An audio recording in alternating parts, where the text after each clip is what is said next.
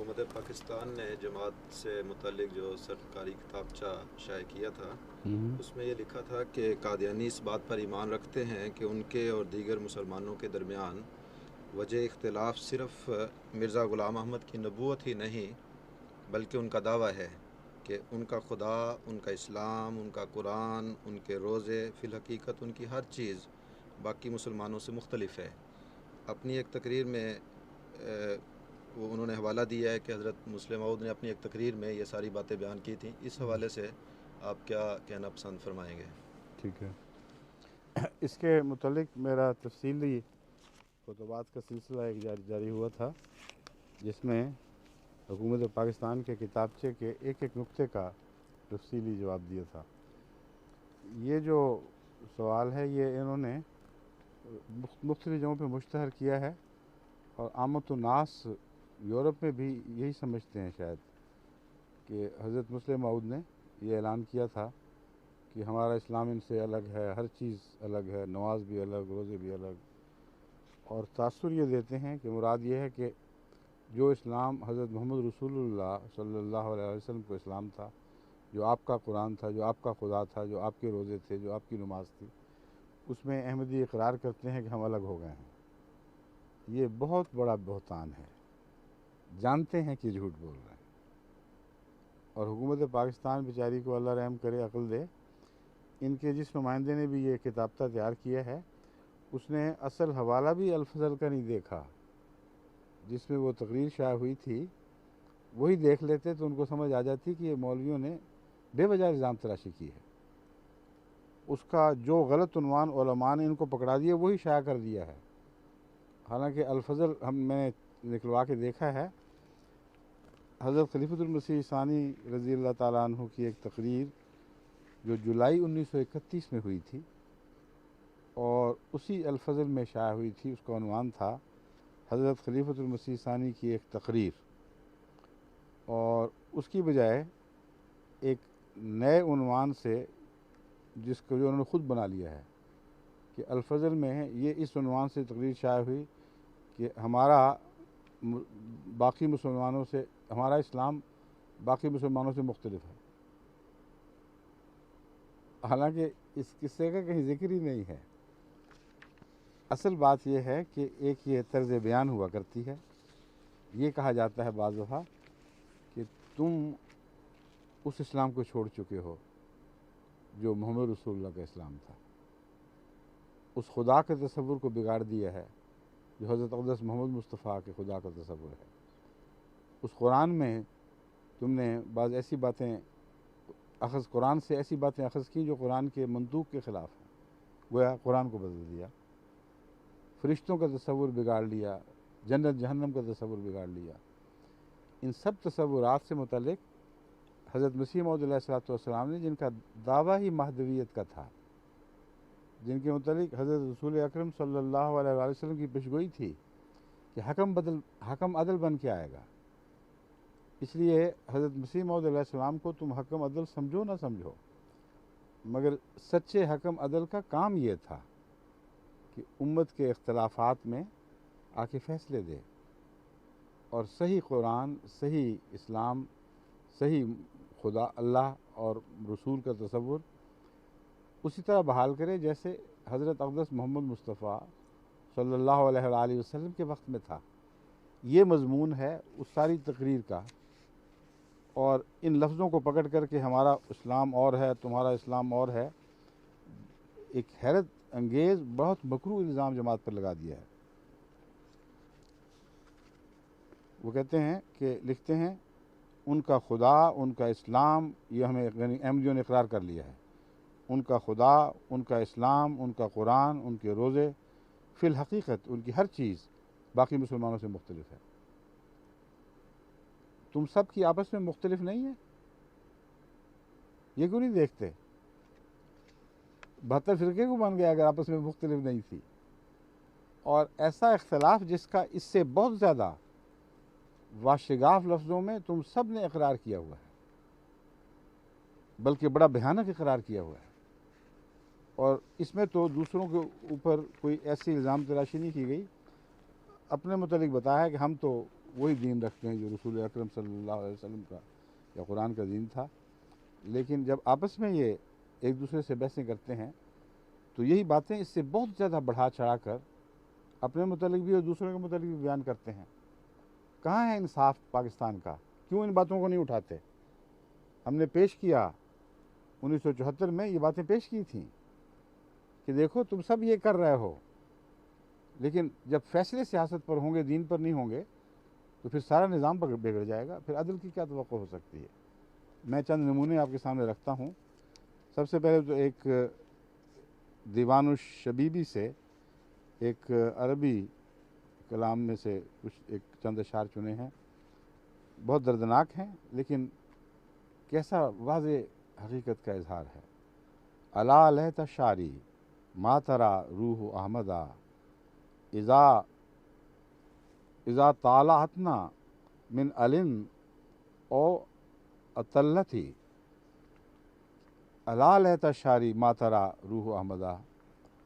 دیکھو میں تو یہ سمجھتا ہوں، میرا شعور مجھے یہ بتا، کاش مجھے اس بات کا شعور ہوتا، ما ترا روح احمدہ اذا طالعتنا، کہ محمد مصطفیٰ کی روح جب وہ ہمیں دیکھے یا دیکھتی ہے، من علن بلندی سے، او اطلت ہی یا جھانک رہی ہو ہم پر، میرا ظن یہ ہے، مجھے کاش یہ شعور ہوتا کہ میں دیکھ سکتا کہ حضور صلی اللہ علیہ وسلم کیا سوچ رہے ہیں۔ واکبر و ظنی لو اطانا محمد، لیکن میرا غالب ظن یہ ہے کہ اگر آج محمد رسول اللہ ہم میں اتر آئیں، للاق الذی لاقہ من اہل مکہ تھی، ہم سے ان کو وہی تکلیفیں پہنچیں جو اگلے وقتوں میں اہل مکہ سے ان کو پہنچی تھی۔ عدلنا عن النور الذی جاءنا بہ، ہم تو اس نور سے منحرف ہو گئے ہیں جو ہمارے پاس وہ لے کے آیا تھا۔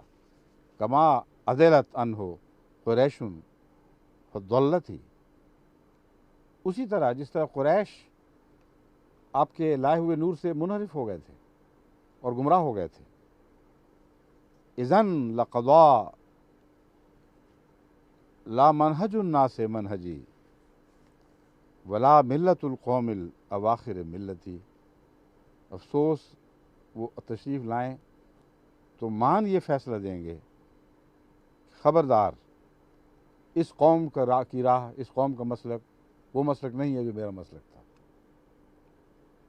ولا ملت القوم قوم الاواخر ملتی، اور یہ آخرین کی، یہ آخر میں آنے والے لوگوں کی جو ملت ہے وہ میری ملت تو نہیں ہے۔ اب یہ دیکھیں، یہ مضمون ہے جو حضرت مسلم موعود نے اپنی زبان میں بیان فرمایا کہ تم لوگ دین سے اس حد تک مختلف ہو گئے ہو کہ تم سب ایک دوسرے سے اختلاف کر رہے ہو۔ ہمیں اللہ نے وہی نور دوبارہ عطا فرما دیا، اور مہدی کا یہی کام تھا کہ آئے اور دین مصطفی کی اصل صورت کو اجاگر کرے، اس نور کی طرف واپس لے کے جائے۔ اس کو یہ کہنا کہ انہوں نے اپنے غیر مسلم ہونے کا اقرار کر لیا، حد ہی ہو گئی ہے تو ظلم کی، اور میں کیا کہہ سکتا ہوں اس پر۔ اور ڈاکٹر غلام جیلانی برق صاحب ہیں، انہوں نے ایک کتاب لکھی ہے اس موضوع پر، دو اسلام۔ وہ کہتے ہیں ہمارے ہر فرقے کا اسلام و قرآن الگ ہے۔ اس بات کو کیوں نہیں عدالتوں میں پیش کیا گیا؟ اس پر کیوں نہیں اسمبلیاں بیٹھیں؟ کیوں ہر فرقے کو اس وجہ سے غیر مسلم قرار نہیں دیا گیا؟ ہر فرقے کا اسلام اور قرآن الگ ہے۔ ایک اسلام اور قرآن تو وہ ہے جو 14 لاکھ حدیثوں کے بوجھ کے تلے دبا ہوا کرا رہا ہے۔ اہل قرآن ہیں جن کو چکڑاوی بھی کہتے ہیں، کہ گویا حدیثوں نے قرآن کا نعوذ باللہ من ذالک ستیہ ناش کر دیا۔ کیسی خوفناک بات ہے۔ حالانکہ حدیثوں کی روشنی سے ہمیں قرآن پر عمل کرنا سمجھ آیا، حدیثوں نے قرآن کا وہ نور روشن کیا جو ہماری کمزور آنکھیں محمد رسول اللہ کی آنکھوں کی مدد کے بغیر دیکھ نہیں سکتی۔ مگر خیر اس کو تو چھوڑیے۔ دوسرا وہ ہے جو مختلف فقہی سکولوں کے نرغے میں پھنسا ہوا بچ نکلنے کے لیے فریاد بھی نہیں کر سکتا۔ اور ایک تیسرا اسلام ہے جو حضرات اہل بیت کرام کی لکڑی اور کاغذ کے تازیوں کے ساتھ بندھا ہوا ہے۔ کوچہ و بازار میں سالانہ گردش کرتا نظر آتا ہے۔ ایک چوتھا اسلام وہ ہے جو استخواں فروش مجاوروں اور پیرزادوں کے حلقے میں حق کے نعرے لگانے اور حال و قال کی بزمارائی کے لیے مجبور ہے۔ مدت ہوئی مذہب اسلام کے نام سے حیدرآباد کی چھپی ہوئی کتاب دیکھی تھی جو کم و بیش 1000 صفحات پر مشتمل ہوگی۔ اس میں عجیب و غریب قسم کے بے شمار اسلام بتائے گئے ہیں۔ یہ کثرت اسلام ایک عالمگیر مرض ہے جس میں تمام مسلمانان عالم مبتلا ہیں، اور ہر خطہ ارض میں ہماری پستی و ذلت کا یہی واحد سبب ہے۔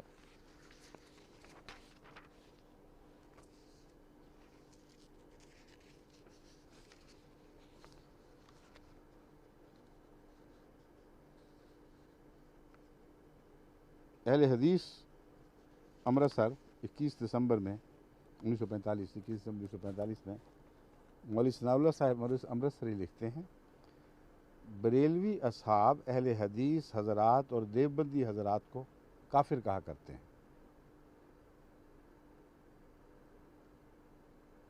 کافر کہا کرتے ہیں، آپ اس پر ناراض نہ ہوا کریں۔ ان کی مراد اس سے یہ ہوتی ہے کہ جو اسلام ہم رکھتے ہیں اہل حدیث اور دیوبندی اس سے منکر ہے۔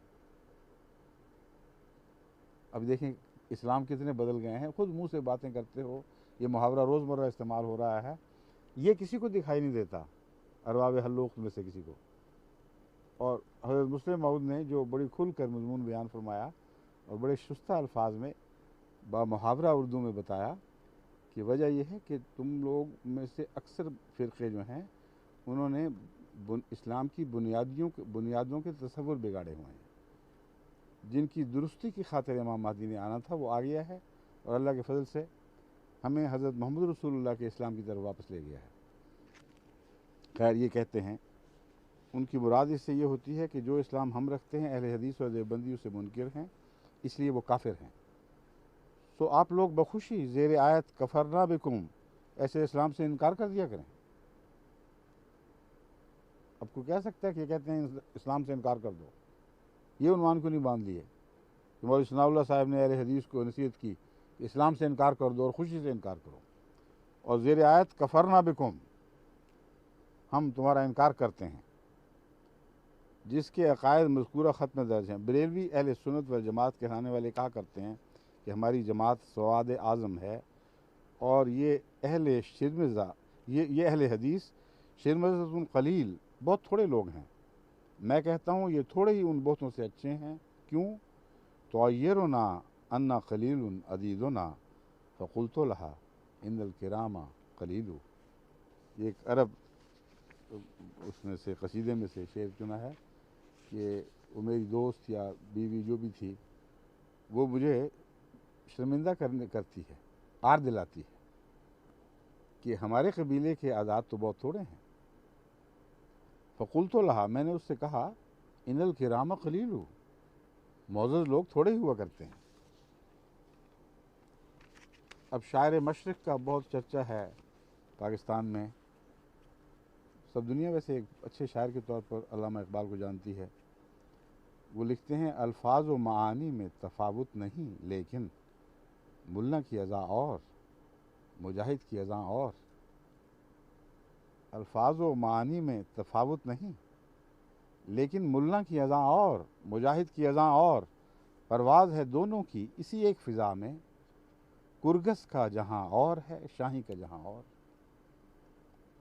گدھ بھی اسی فضا میں اڑتی ہے مگر اس کا جہان اور ہے، اور شاہی کا جو شکاری پرندہ ہے اس کا جہاں اور۔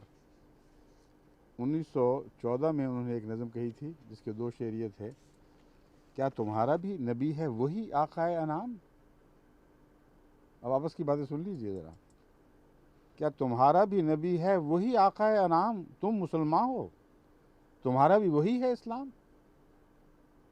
یہ بات جب حضرت مسلم موعود کہہ دیں تو ہر طرف آگ بھڑکانے کی کوشش کی جاتی ہے اور ان سب باتوں سے صرف نظر ہو جاتی ہے۔ تم مسلمان ہو، تمہارا بھی وہی ہے اسلام، اس کی امت کی علامت تو کوئی تم میں نہیں، ایک بھی علامت نہیں۔ میں جو اسلام کی ہوتی ہے وہ اس خم میں نہیں۔ جو جام تم نے پکڑے ہوئے اسلام کے، ان میں وہ میں نہیں ہے۔ باقیات اقبال صفحہ 367 تبسم۔ عطا اللہ شاہ صاحب بخاری ان احرار کے بہت بڑے پیر ہیں، مرشد ہیں، جو زیادہ تر ختم نبوت والا ٹولہ کہلاتا ہے۔ ان سے کسی نے سیالکوٹ میں یہ سوال کیا کہ مولانا امیر شریعت صاحب، آپ قادیانیوں کے پیچھے تو لٹ لے کر پڑے ہوئے ہیں، یہ خدا کے منکر کمیونسٹ بھی تو ہیں، ان سے کیوں نہیں ٹکراتے؟ کمیونزم نے دنیا میں تباہی مچا رکھی ہے، خدا ہی سے لوگوں کو برگشتہ کر رہا ہے، اور ان سے آپ ٹکر نہیں لیتے۔ ان کا جواب سنیے، فرماتے ہیں کمیونزم کی ٹکر امپیریلزم سے ہے۔ کفر کفر سے لڑتا ہے، اسلام سے اس کا کیا مقابلہ؟ لڑنے دو۔ لیکن اور ابھی بات ختم نہیں ہوئی، اور مقابلہ تو تب ہو کہ اسلام کہیں موجود ہو۔ ہم نے اسلام کے نام سے جو کچھ اختیار کر رکھا ہے وہ تو سری کفر ہے۔ ہمارے دل دین کی سمجھ سے آ رہی، ہماری آنکھیں بصیرت سے ناآشنا، کان سچی بات سننے سے گریزاں۔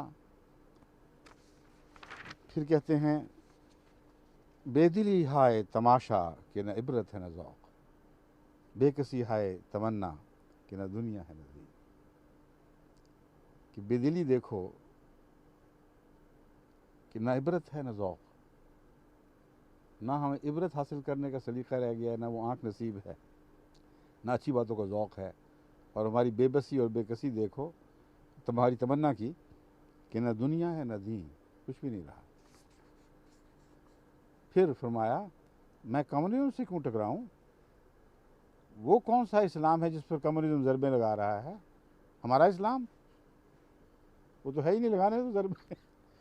ادھر یہ امپیریلزم سے لڑ رہا ہے، ادھر ایسے اسلام پہ ضربیں لگا رہا ہے جو اسلام ہے ہی نہیں، تو لگانے تو مجھے کیا فکر پڑی ہوئی ہے؟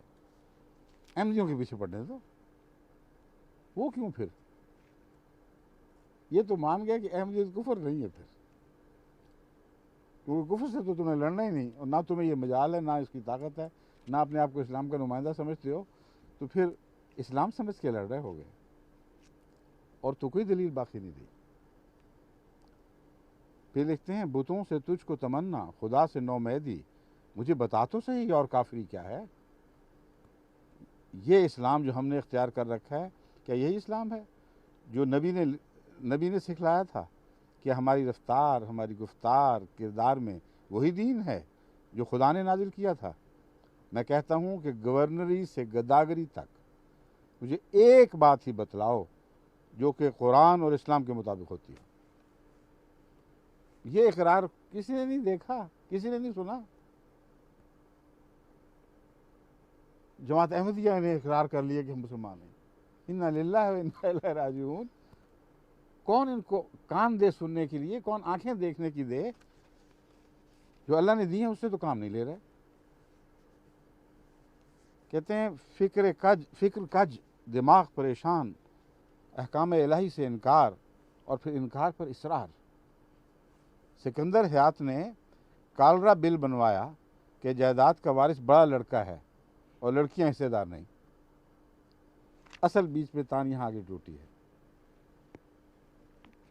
ہندوستان کی نمائندگی میں پنجاب کے ہر اہم مسلمان لیڈر کے خلاف جس حد تک ممکن تھا انہوں نے حزب اسرائی کی۔ قرآن کے 1.5 رکوع کے انکار کے باوجود ہم مسلمان، اور پھر اسلام کو کمیونزم سے خطرہ۔ ابھی سارے قرآن کا انکار کر بیٹھے تھے خود، اب سکندر حیات کی 1.5 رکوع کے انکار پر پھر غصہ آ گیا ان کو۔ کاش اسلام کا کہیں نظارہ ہوتا، کوئی بستی ہوتی جہاں اسلام ہوتا، اسلام بستا۔ ہمارا تو سارا نظام کفر ہے۔ قرآن کے مقابلے میں ہم نے ابلیس کے دامن میں پناہ لے رکھی ہے۔ قرآن صرف تعویذ کے لیے ہے، قسم کھانے کے لیے ہے۔ تقریر عطا اللہ شاہ بخاری، سیالکوٹ، احرار کانفرنس، منقول از اخبار آزاد، 9 دسمبر 1949۔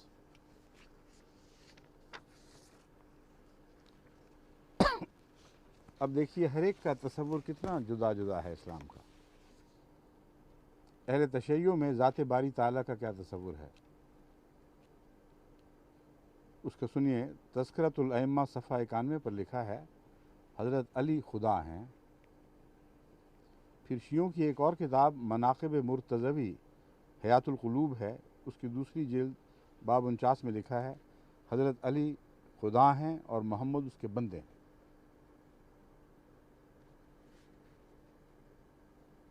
رسالہ نو رتن کی صفحہ 36 پر درج ہے حضرت علی فرزند خدا ہیں۔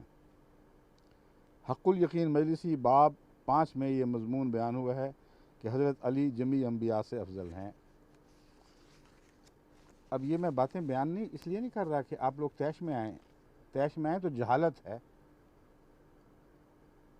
دنیا میں ہزار لوگ ہیں، لاکھ ہیں، کروڑ اربوں ہیں جن کے عقیدے بگڑے ہوئے ہیں، آپ سب سے ٹکراتے پھریں گے۔ آپ کو کب خدا نے داروغہ بنایا ہوا ہے؟ اہل تشیع کو سمجھائیں، پیار سے بتائیں۔ آپ اگر سمجھتے ہیں کہ یہ باتیں شرک ہیں تو قرآن حدیث سے ان پر ثابت کریں، خدا کے واسطے دیں، خدا کی توحید کی قسمیں کھا کر ان سے کہیں کہ یہ باتیں درست نہیں ہیں۔ اس سے زیادہ آپ کو کوئی حق نہیں۔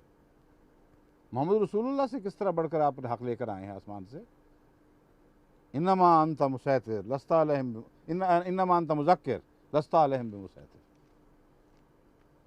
اے محمد تو مذکر ہے، مسیطر نہیں ہے، خدائی فوجدار نہیں ہے۔ بس یہ میں باتیں کسی نعوذ باللہ من ذالک اس سپاہ صحابہ کے رنگ میں نہیں کر رہا، وہ ان باتوں سے اشتعال دلاتے ہیں۔ یہ باتیں ہم دیکھتے ہیں تو ہمارے دل میں ان کی ہمدردی پیدا ہوتی ہے۔ ایک آدمی جو غلط راہ پر چل پڑے اس سے کیا سلوک ہونا چاہیے؟ وہ سلوک جو حضرت محمد رسول اللہ صلی اللہ علیہ وآلہ وسلم فرمایا کرتے تھے، نئے سلوک ایجاد کرو گے تو خود بھی ہلاک ہوگے، لوگوں کو بھی ہلاک کرو گے۔ آپ فرماتے ہیں کہ جب میں لوگوں کو دیکھتا ہوں شرک کی طرف دوڑتے ہوئے اور میری بات نہیں سنتے تو میری حالت ایسی ہے جیسے کوئی لوگ آگ کے کنارے کی طرف دوڑے چلے جا رہے ہیں، بکٹر دوڑے چلے جا رہے ہیں، اور میں ان کے پیچھے آوازیں دیتا جاؤں، کبھی ان کو کمر سے پکڑوں، کبھی ہاتھ سے پکڑوں، ان کو کہتا چلا جاؤں خدا کے لیے ٹھہرو ٹھہرو، اپنے آپ کو ہلاک نہ کرو۔ اگر سچی ہمدردی اسلام کی ہے تو ان حوالوں کو سن کر یہ رد عمل ہونا چاہیے، نہ کہ غیظ و غضب کی آگ اپنے سینوں میں بھڑکائیں اور دوسروں سینوں میں بھی آگ لگائیں، پھر خود آرام سے بیٹھ کے تماشا دیکھیں اور جلتے ہوئے دلوں کو دوسروں کے گھر جلانے کے لیے آمادہ کرتے رہیں اور وہ تماشے دیکھتے رہیں۔ یہ اسلام نہیں، یہی تو فرق ہے۔ اسی لیے حضرت مرزا محمود احمد صاحب نے اعلان کیا تھا کہ اگر یہ تمہارا اسلام ہے تو تمہارا اسلام اور ہے، محمد رسول اللہ کا اور ہے۔ بریلویوں کے عقائد سے متعلق اب سن لیجئے، مولانا احمد خان رضا بریلوی صاحب لکھتے ہیں، اولیاء کرام کے مزارات سے تصرف کرنا بے شک حق ہے کہ مزارات سے قبروں میں سے امور دنیا میں تصور کرنا اور کسی کو کچھ دینا اور کسی کے ہاتھ روک لینا یہ سب برحق ہے۔ یعنی قبروں پہ جاؤ، مردوں سے مانگو، برحق ہے کہ ان کے ہاتھ، مرے ہوں کے ہاتھ تمہیں عطا بھی کریں، تم سے کچھ روک بھی لیں۔ اور ایک آیت کریمہ سے جس میں بیان فرمایا گیا کہ کفار اہل قبور سے مایوس ہو چکے ہیں، مطلب یہ ہے کہ دوبارہ زندہ ہونے سے یہ مان رہے ہیں۔ کہتے ہیں جہاں یہ فرمایا گیا کہ کفار اہل قبور سے مایوس ہو گئے ہیں، اس کا یہ مطلب تو ہے ہی ٹھیک ہے کہ ان کے دوبارہ زندہ ہونے سے، مردوں کے دوبارہ زندہ ہونے سے، لیکن کہتے ہیں ہمارے علماء نے اس سے استنباط کر کے علماء کا نام نہیں لیا، اس سے استنباط کر کے یہ لکھا گیا ہے کہ وہ سارے کافر ہیں جو مردوں سے، ان کی طاقتوں سے مایوس ہو چکے ہیں۔ یہ تفسیر بھی ہے۔ قرآن بدلا کہ نہ بدلا؟ یہ قرآن اور ہے، وہ قرآن جو ہمیں بتلایا گیا کہ ایک خالصتاً توحید کا کلام ہے، اس میں ایک ذرہ بھی توحید کے برخلاف نہیں، اس کا تصور ہی نہیں، سوچنا بھی گناہ ہے۔ اس قرآن سے یہ استنباط فرما رہے ہیں کہ یہ جو آیت ہے کہ کفار اہل قبور سے مایوس ہو گئے ہیں، ان کا مطلب یہ ہے کہ اس بات سے مایوس ہو گئے ہیں کہ اہل قبور کچھ عطا بھی کر سکتے ہیں، کچھ روک بھی سکتے ہیں۔ کہتے ہیں یہ چنانچہ قرآن کریم کی نص سری یہ بتاتی ان لوگوں کے نزدیک جن لوگوں نے یہ تاریخ کی ہے تشریح، یہ بتاتی ہے کہ مردے اپنے تصرفات میں خدا تعالیٰ کے شریک ہیں۔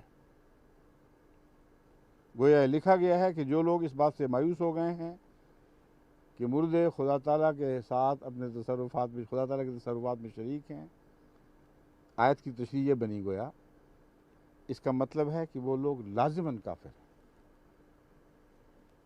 اب بتائیں، یہ وہی اسلام ہے، حضرت اقدس محمد رسول اللہ کا اسلام تھا۔ بریلویوں کے مشہور عالم دین حکیم الامت مفتی احمد یار خان نعیمی صاحب نے لکھا، ارشاد ہے مالا ینفع کا ولا یضر کا، اس سے مراد ہے کہ ان بتوں کو نہ پکارو جو تمہیں نہ فائدہ دیتے ہیں نہ نقصان، لیکن اولیاء اللہ تو تمہیں فائدہ بھی پہنچاتے ہیں نقصان بھی پہنچا سکتے ہیں، اس لیے ان کو بے شک پکارو۔ ان کو کب منع کیا ہے پکارنے سے؟ پھر دیوبندیوں نے جو خدا کا تصور پیش کی ہے، ایسی خوفناک بحثیں ہیں کہ اعصاب ٹکڑے ٹکڑے ہو جاتے ہیں، چکنا چور ہو جاتے ہیں۔ ایسی خوفناک عبارتیں جو پڑھی بھی نہیں جاتی ہیں۔ ایک طرف توحید کے قائل اور بریلویوں کو کافر اور مشرک کہنے والے، دوسری طرف حال یہ ہے بس ہم نہیں مانتے کہ خدا کا جھوٹ محال بذات ہو۔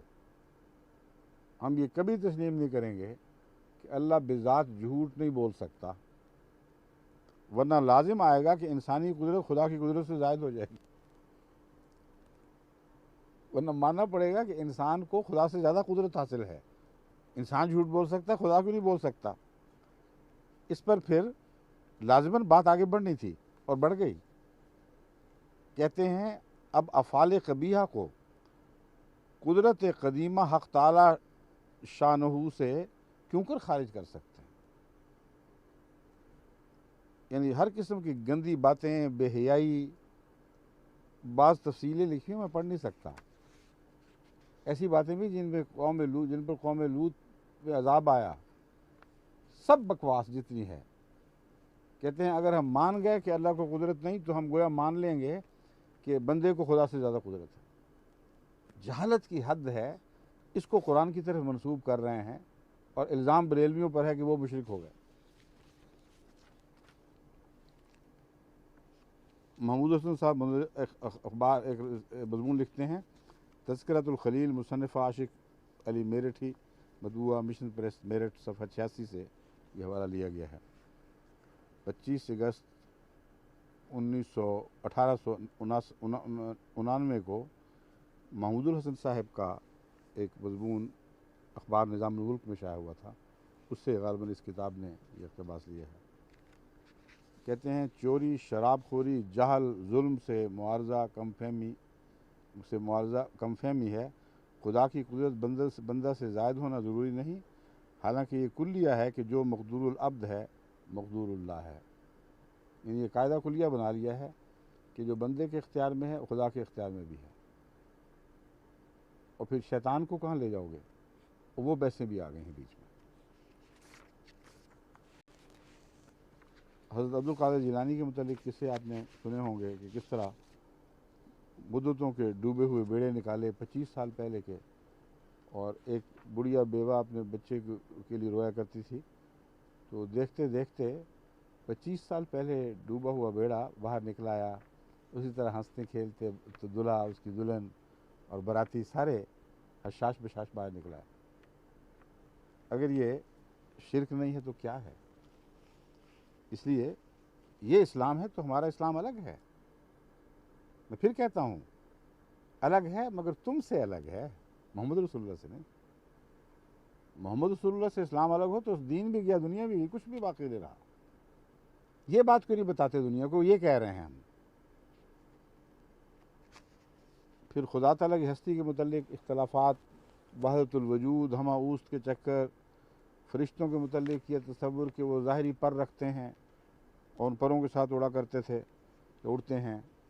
یہاں تک اس سے بیان ہوئے ہیں کہ حضرت یوسف علیہ السلام جب پھینکے گئے، کنویں میں پھینکے گئے، تو جب وہ گرنا شروع ہوئے اس وقت حضرت جبرائیل علیہ السلام 7ویں آسمان پر تھے، اور 7ویں آسمان کا تصور بھی ان کا وہی مادی تصور کہ خدا وہاں تھا اور باتیں ہو رہی تھیں۔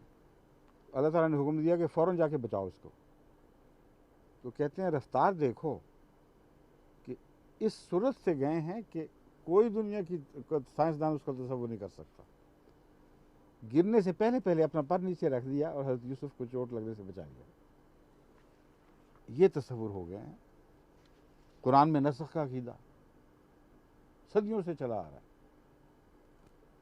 ایک زمانہ تھا علماء یہ مانتے تھے کہ 500 آیتیں قرآن کریم کی 500 دوسری آیتوں نے منسوخ کر دی، اور ہر ایک کا آپس میں اختلاف ہے۔ کسی نے کوئی آیت دوسرے کی ناسخ بیان کی اور کوئی دوسری آیت منسوخ ہونے والی بیان کی، کسی نے کوئی اور آیت بیان کر لی۔ وہ کتاب جس میں سورہ بقرہ کی پہلی آیت یہ کہتی ہے ذالک الکتاب لا ریب فیہ، یہ ہے وہ کامل کتاب، ایک ذرہ بھی شک اس پہ نہیں۔ اس میں ناسخ منسوخ کے چکر میں ساری کتاب کو مشکوک کر کے رکھ دیا۔ یہ عقیدہ بنا لیا گیا کہ قرآن کریم میں 10 پارے زائد تھے، 30 نہیں تھے، 40 تھے۔ اور پھر یہ عقیدہ بنا لیا گیا کہ وہ چونکہ حضرت علی رضی اللہ تعالیٰ عنہ کے مناقب میں تھا، اس لیے مسلمانوں نے یعنی سنی مسلمانوں نے حضرت عثمان رضی اللہ تعالیٰ عنہ وغیرہ نے اسے کاٹ کے الگ پھینک دیا، اس کی طرف توجہ نہیں کی۔ اور بعض کہتے ہیں لکھنؤ میں بعض کتب خانوں میں ابھی تک موجود ہے۔ پھر یہ کہتے ہیں کہ وہ قرآن کریم کی آیات جن میں حضرت علی کا وسیع ہونا قطعی طور پر ثابت تھا، وہ ایک بکری کھا گئی، اس لیے وہ اب دنیا سے نابود ہو گیا۔ ان سب تاریکیوں سے نکالنے کے لیے تو مہدی نے آنا تھا۔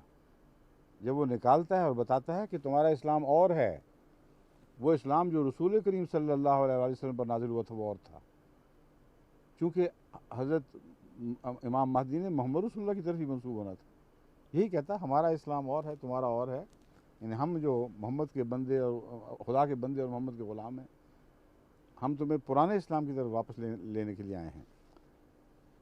اس پر تمسخر، جھوٹ، غلط فہمیاں دنیا میں پھیلانا، یہ کہہ دینا کہ جی خود اقرار کر بیٹھے ہیں کہ ہمارا اسلام اور ہے اور تم سب کا اسلام اور ہے، مطلب یہ ہے کہ وہ اسلام جو رسول اللہ سے ورثے میں ملا وہ تو تمہارا ہے اور ہم نے اور بنا لیا ہے۔ یہ نتیجہ نکالتے ہیں جو جھوٹ ہے۔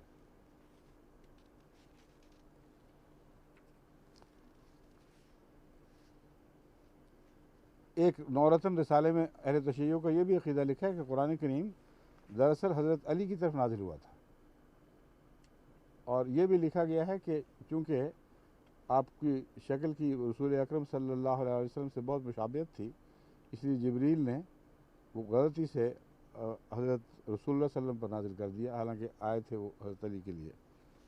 جنت اور دوزخ کا ظاہری تصور، نبیوں پر تہمتیں، حضرت ابراہیم علیہ السلام پر شرک کا الزام، حضرت آدم پر شرک کا الزام، حضرت ابراہیم علیہ السلام پر 3 جھوٹ بولنے کی تہمت، حضرت ادریس پر زبردستی جنت میں داخل ہونے کا بہتان، حضرت لوط کی پاکیزگی پر اعتراض، یعنی اپنی بیٹیاں دشمنوں کے سامنے پیش کر رہے ہیں۔ قرآن کریم کے اسلوب کو سمجھتے نہیں، احادیث کے مفہوم کو نہیں سمجھتے، یہ نہیں سمجھتے کہ سارے انبیاء پاک ہیں، اس لیے ہر وہ غلط آیت یا حدیث کا جو اس بنیادی عقیدے سے ٹکراتا ہے وہ تمہارے نفس کا، تمہاری ضمیر اپنے نفس کی آواز ہے، قرآن کی آواز نہیں ہے۔